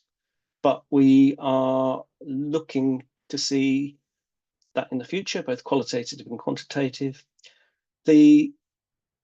One of the responses has been from people like citizens advice bureaus, and housing officers and so on. It's because we can also point them to the areas where we think there's low uptake of insurance and so on. They now have an understanding of where, if they ask a question about insurance, it can help them understand the background and context of other people's problems. It might be debt issues, for example, that people might not be saying, might not be forthcoming with. We all know that if you are working on an advice line or face-to-face with people, people don't always tell you the full truth, the whole truth. And it can sometimes take several meetings to get through to understanding that whole context and the background. But by asking questions about insurance, it gives them another arm, another way into finding out and being able to address people's concerns. Next slide, please. So this is a social housing context, and we're working with social housing. And the important bit here is that we're working in an integrated way. So when we have our meeting with Rochdale Borough-wide Housing in this instance, we're also talking to them about which of their properties has got PFR fitted, and the importance of actually not drilling holes in the flood door, the need for seals to be investigated and so on, maintenance and so on, and the appropriate training for tenants as they go in. We can also talk to them. We can then also talk to them, the tenants, about and support the housing association. Talk to tenants about social housing insurance as well, and encourage the uptake of that. So rather than going in many times, we can go in once with different arms of the project. We can also talk to the social housing provider about flood risk in the area and the sorts of things that Alan was talking about in terms of recoverability.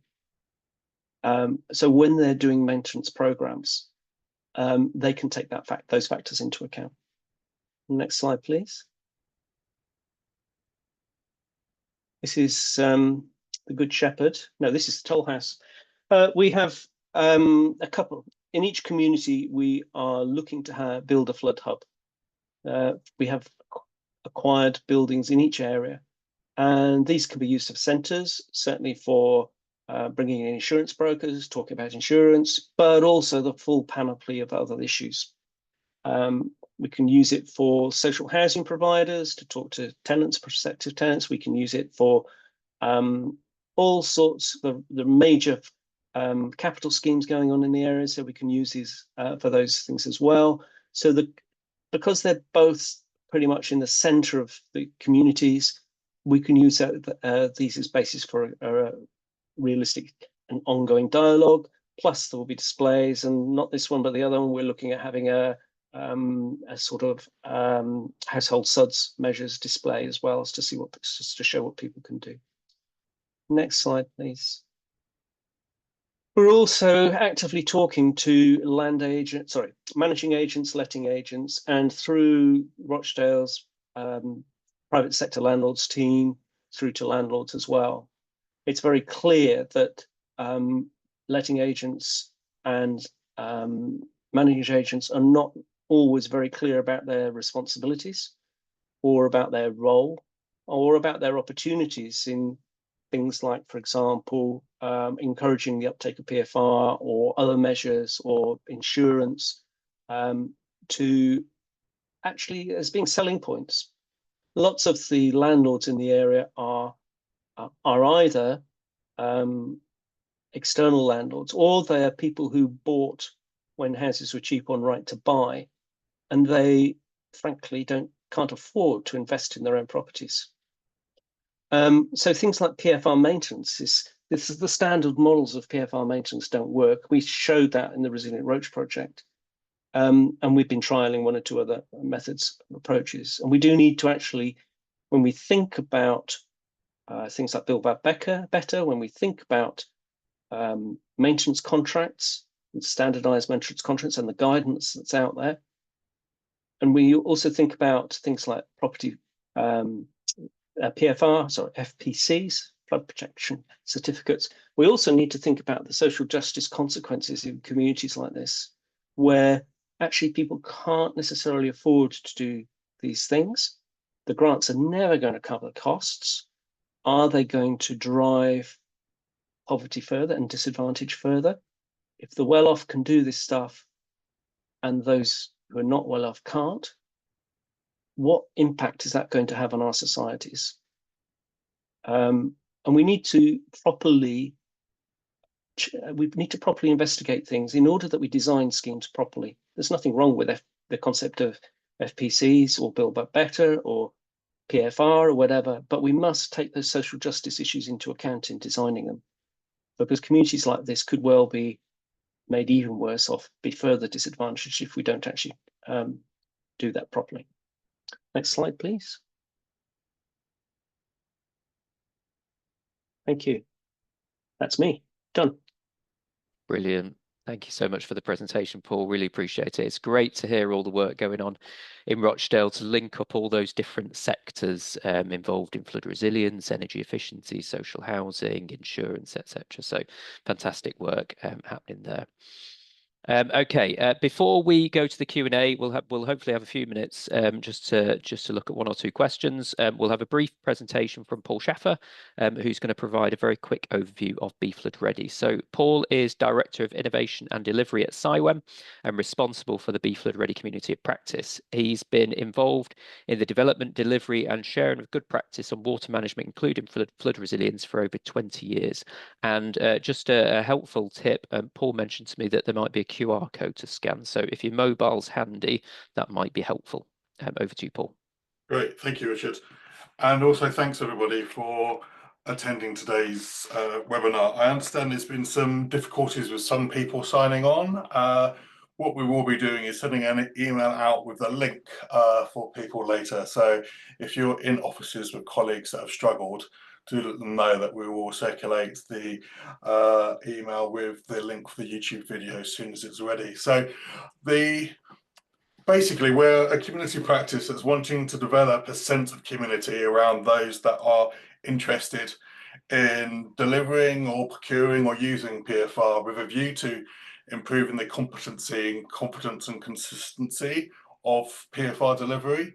So on the website, we're hosting a number of relevant resources for PFR, which we've got about 140 or so resources captured there at the moment that can be searched, and also will be relevant for different elements of PFR in terms of before flood, during a flood and after, and also the recovery process.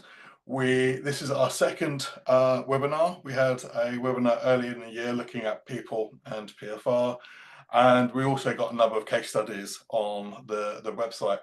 And we will start linking to accredited training and events on property flood resilience as we take things forward. And some of you may have also be aware that we've got newsletters and blogs that are coming out, and we're trying to get a blog out at least once every couple of months. The last one we did was kindly provided by Mary, talking about low cost, easy ways to actually improve property flood resilience in the face of a flood warning, because it was at the time that we're having a number of warnings hitting the media. So as Richard said earlier, we've got a number of partners and supporters across the PFR sector, representing government, regulators, insurers, and also those consultants and contractors involved in PFR delivery at the moment. So we can't really be running the community of practice without their support, and also without the support of others like Mary, Flood Mary, and also National Flood Forum, DEFRA, and Alan Ryan's also providing a local authority perspective on things. So there's obvious ways for you to get involved. One is to please use the website, and we'd welcome any feedback. Sign up to the community of practice by waving your camera or QR code scanner at that code. And we're keen to find case studies. So if you've got good practice going in, or if you've got some lessons learned that you're willing to share, please do let us know. We'd love to have some of your case studies. Likewise, if there's news and of generic activities in and around PFR, please do let us know. And if you've got an opinion or some thought leadership, do also offer that through as a blog. And if when you go to our resources page, you spot something we've missed, please just do let us know whether there's some relevant resources out there that we should signpost. And we're always looking for suggestions for the next event or webinar. And I think we're planning one probably for winter, which might be early January, around approaches to PFR delivery, covering Build Back Better, PFR framework, and also the DEFRA recovery grant. So there's a BeFloodReady LinkedIn group as well, if you want to find out more, and also ask some of those people on the forum for questions or queries. That's an approach to see if we can get some dialogue going in and around the community. So other events that CIWEM's involved in, our Welsh branch has a face-to-face conference on climate change and flood risk management in Cardiff on the 20th of November, and our Yorkshire and Humber Flood and Water Quality Conference is happening in Leeds on the 27th of November, and that's been pushed forward by Tyne and Humber Group. So yeah, please do keep an eye out for what's going on with regards to BeFloodReady. Our next event, as I said, is going to be on delivery approaches, and that will be announced on LinkedIn, but also those that have signed up to the BeFloodReady community will also be informed about what's happening. So I think that's pretty much me finished, and I think we're now moving to Q&A, Richard. Perfect, thanks for that, Paul.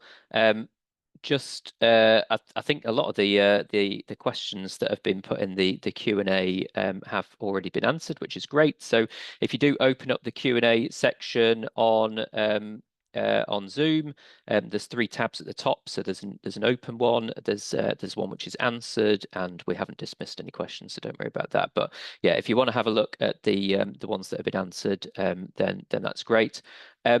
Just in the interest of time, there's only a couple of minutes left, but I did want to just pick up on something just linked to the theme around innovation. So if all the presenters could ensure the cameras are on from this, because I am coming to you all in a second, just for a quick sort of 20-second answer from each of you. We've seen a lot of innovation over the last, sort of 5 years in particular around property flood resilience. We've obviously got lots of innovation happening at the moment. Just, quick sentence, what more is needed? What else is needed around innovation over the next few years to push us on to that next step where people are really starting to prepare for flooding and make themselves and their properties more resilient? So, right, I'm going to go in order of how you appear on my screen. So, unfortunately, Paul Cobbing, that means you first. Okay, that's fine. We need to think big, in the sense of, if we're really going to adapt to a change in climate change and increases in flooding, we have to ask some difficult questions. We have to ask some big questions about adaptation. What does that mean for communities, for example, in rapid response areas? It's not just coastal communities. What does it mean in places that regularly flood? It's not just about doing more PFR. We actually have to use cross-sectoral stuff as well, but we have to challenge ourselves about saying, well, hold on, at what point do we actually need to come up with answers about, for example, regeneration? And what happens to those communities if we do regeneration, because we know from past experience that what happens is poorer communities, people and poorer people and more vulnerable people actually just get excluded from regenerated areas and move to different places. So how do we support them? How do we design processes that will take us through those adaptive processes, which actually support communities along the way and support them in the true sense of the word, both economically, financially, socially, and environmentally, yeah, and over a process of time? And how do we involve them in that process without totally clogging up the system? So there's a whole some really big, chunky things that we need to address. Perfect. Great answer. Thanks, Paul. Come to you next, Jed. Oh, it's a good question, Richard. I don't know. I think probably from where I sit, it's moving to I guess, what would you call it, a holistic or integrated form of flood risk management. At the moment, we are siloed off.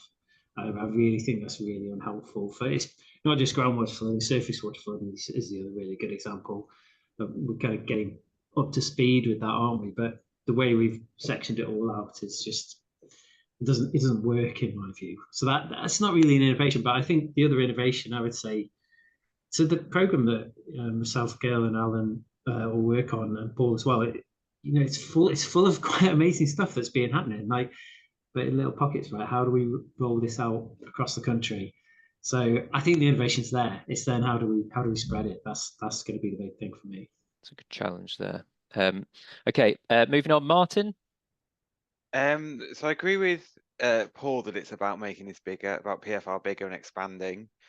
I think that means going to a much bigger group of homes that have a more marginal flood risk. So we're looking mainly at the minute at houses with very high flood risk and quite a significant peril. So possibly more lower level of house risk, maybe lower level of adaptation and response, maybe low depth. And I think that poses three challenges, one of which is technological, about what are the products suitable for that. One of which is about delivery and what's the delivery model and how do we go at scale and therefore reduce cost per house. And the third one is about persuading homeowners whose risk isn't so apparent to accept those adaptations. Perfect. Great answer there, Martin. Thank you. Alan, turning to you next. I think something that will probably underpin all of those points is data and evidence. So again, if we need to be looking at new build or housing regs, if we need to look at threshold levels like Martin's talking about, I think we need far better, far more scale of data and evidence. Because again, things like insurers, things like the flood performance certificates, we need the data to underline this. But like Jed pointed out, we've got lots of really innovative pockets of work. It's just collating that together and making sure that we don't lose that legacy that we're building at the moment. Perfect. Yeah, data and evidence are critical parts of this. Moving on, Gail. So I think also a bit like Alan, I'd like to kind of take it back a layer and say that when we have the robust data and evidence, there's a real squeamishness on the behalf of RMAs to make that evidence available in all of its glory to the public. So there is a thing around delivering bad news and people going into denial on receipt of that bad news. But I think there's a balance to be struck. And I think at the moment, we're just not messaging clearly enough. We're not saying this is going to happen because we're afraid of reputational damage should it not happen. But I think when there's a robust database and when there's evidence that kind of clearly demonstrates that more and more areas are going to be at risk in the future, we need to really work out our reticence around correct messaging, around getting people on side. Perfect. Thanks, Gail. And lastly, Jonathan. Yeah, it's sort of it's probably a combination of what a few people have said. So like Paul said, I think go big in terms of applying it in lots of different contexts. And that also relates to what Martin said about some of those contexts are the cases of low flood depths, etc. So seeing it so that homeowners can actually see across a range of different applications. And then what Alan and Gail have both said about measuring it. Measure it, what works and what doesn't work, and start to really be able to see. So it's sort of like widespread piloting and measurement that actually moves to being able to scale in the particular segmentations that we see it really working most effectively in. Brilliant. Thanks, great comments there. Thanks, Jonathan. Thanks all. So from the presentations, you'll hopefully have a better appreciation of innovation in and around flood resilience. PFR is just one piece in the whole flood resilience jigsaw, but an increasingly important piece, I would say. There've been a number of really great steps forward in recent years with the PFR Code of Practice and training, updated product standards, Pathfinder projects, this community of practice, FCRIP program. But I think what's clear is we can't stand still. The innovative work that's been presented to us today is perhaps the next step on our path to being a nation more aware and resilient to flood risk. So things are continually changing. I hope you appreciate that. We clearly need to do more in support of the different organisations, professions and communities around delivering and piquing their interest in PFR. And as professionals, we need to help to ensure that there's an up-to-date awareness of approaches to become more prepared and resilient to flooding. And in doing so, we also need to evaluate the processes and the products that we can use to improve resilience and start to really embed today's innovation, what we've heard about over the course of the presentations, into tomorrow's practice and business as usual. So all that's left for me to do is to thank the speakers for their presentations, and thank you to you as the audience for your patience and your questions, and for listening to all the content today. So I also want to thank the partners and supporters again of BeFloodReady in helping to make this possible today. So many thanks, and I'll close the webinar there.